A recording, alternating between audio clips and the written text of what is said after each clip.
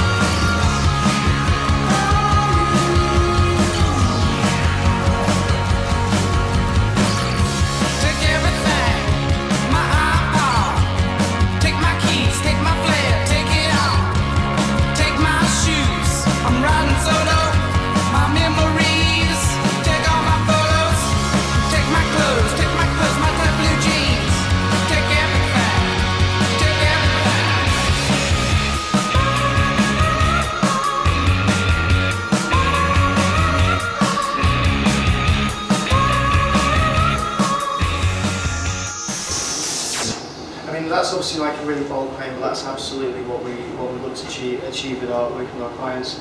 So one of the things I was going to talk about is how is healthcare changing today, and in terms of the context of social media, what does it kind of mean to healthcare professionals?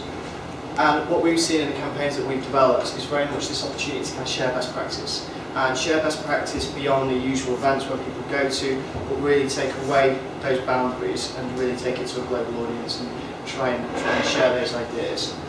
I think it's fantastic that when we think about healthcare professionals, we can now look at how we can support and engage with patients, not just in the surgery, but beyond that, and really start to add some value. I think it's incredibly interesting when we start to look at the transparency that comes around with social media and healthcare. I think it's incredibly bold for the likes of GSK to start publishing their clinical data. I'm incredibly impressed that they've got the response from that they should have got. I also think it's interesting we can start to get feedback in terms of what's taking place and validate some of the ideas and some of the standards of care. What does it mean for patients, which is where we've done a lot of kind of social media? You know, it means you can get information about the disease, and not just information about the disease from a pharma company or from a healthcare professional, but by someone who's perhaps had the condition before them, as I spoke about psoriasis, for example. It means they can share their experiences, so they can talk about the positives, they can really empower their fellow sufferers, and they can really come together in the way they traditionally would only do in a support group. If they can empower each other, you know, show them the benefits, they can provide support and motivation, which is absolutely key when we think about some of the conditions in which we work. It can be used as a research tool, so they can start asking questions in an environment where they're comfortable, where they get to know some people.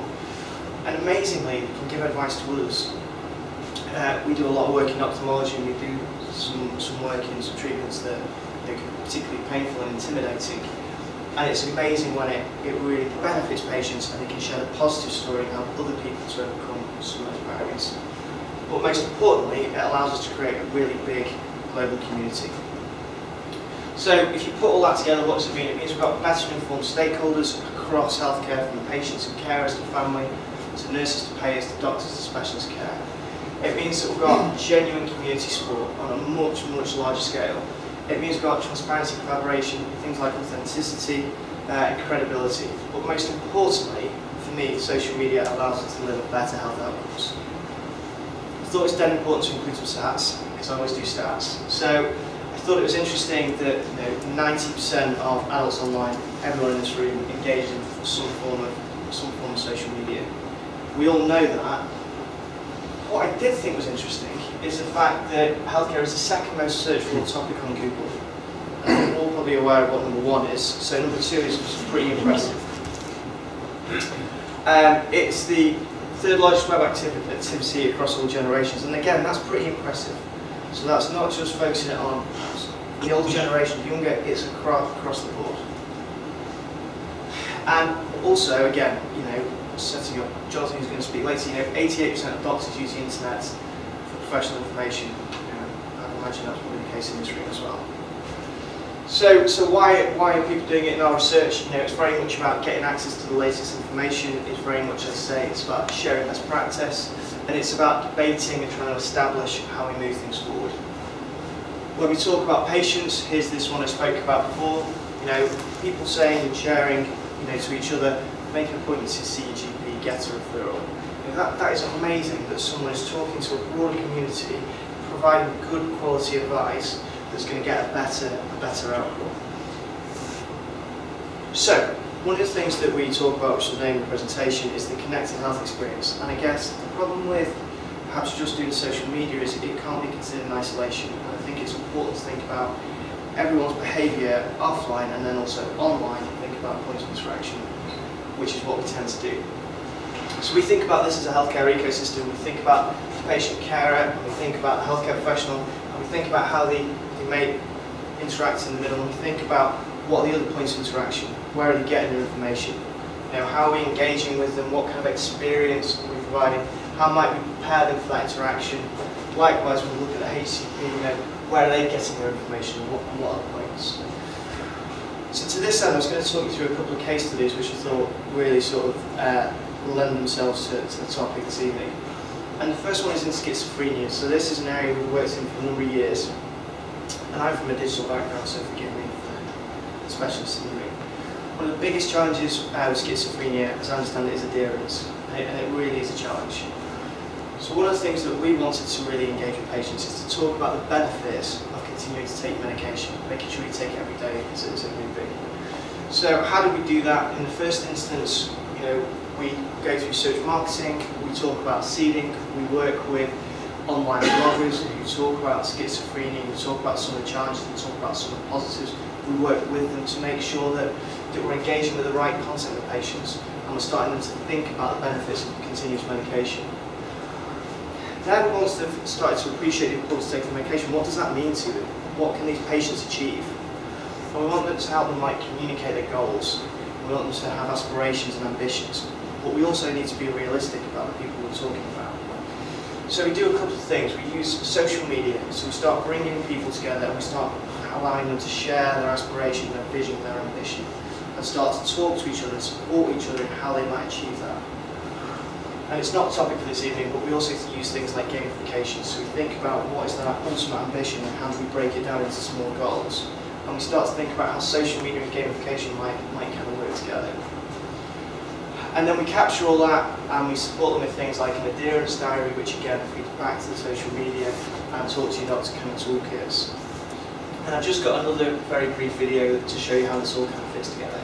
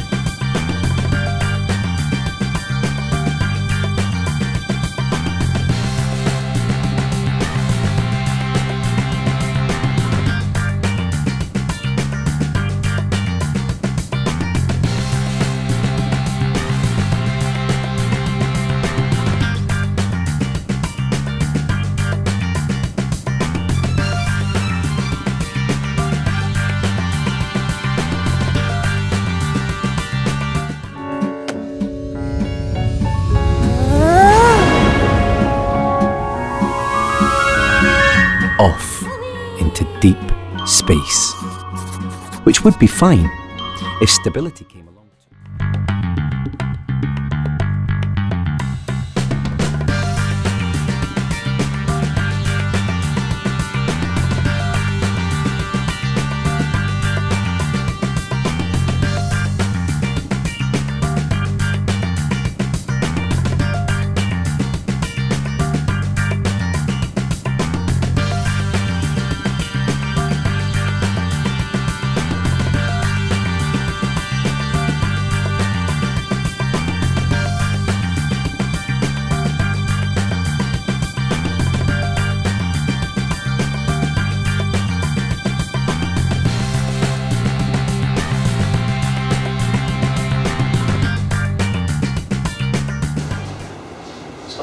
So what's interesting about it is that by engaging them through social media, we could really empower them to then go and complete one of those goals, which might be a decision tree to articulate where you want to go to, it might be an adherence diary, but it really shows the power of social media, because I go to hundreds and hundreds of websites and I do little or nothing. So the fact that we've got such a high percentage completing an action is pretty good testament to impact you can have. The next case I just wanted to quickly talk to you about was some work we did in hepatitis C, whereby we were working with a pharma company who had an amazing treatment that's been launched. And in the area there was a certain degree of people who weren't opting for treatment because, as we all know, it can be pretty tough. And what we wanted to do is really show people the impact that this treatment could have by them sharing their own stories. The challenge sometimes with social media is from the moderate comments. So social media doesn't always need type, it can be other ways as well. So we created this online community of all these different hexagons. What happened is, as you arrived at the website, you made a promise. So something that you hoped and aspired to achieve. Other people joined, and what it did is these colours changed. So for the people who were diagnosed, to the people who were on treatment, to the people who were cured. And what it did is create an absolute community of positivity as people move through this. And and it really empowered others to make a promise and to seek a treatment. And again, I've just got a brief video of this one.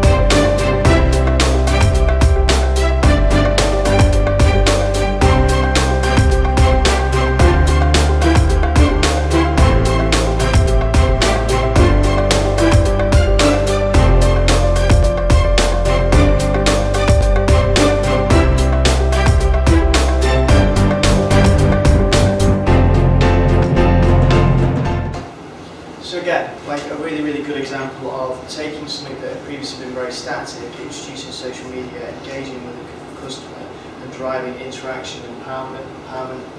And then the final thing, because they're obviously both very patient focused, is really just to think about how we can use technology and social media to really facilitate a global debate about healthcare treatments and scientific data.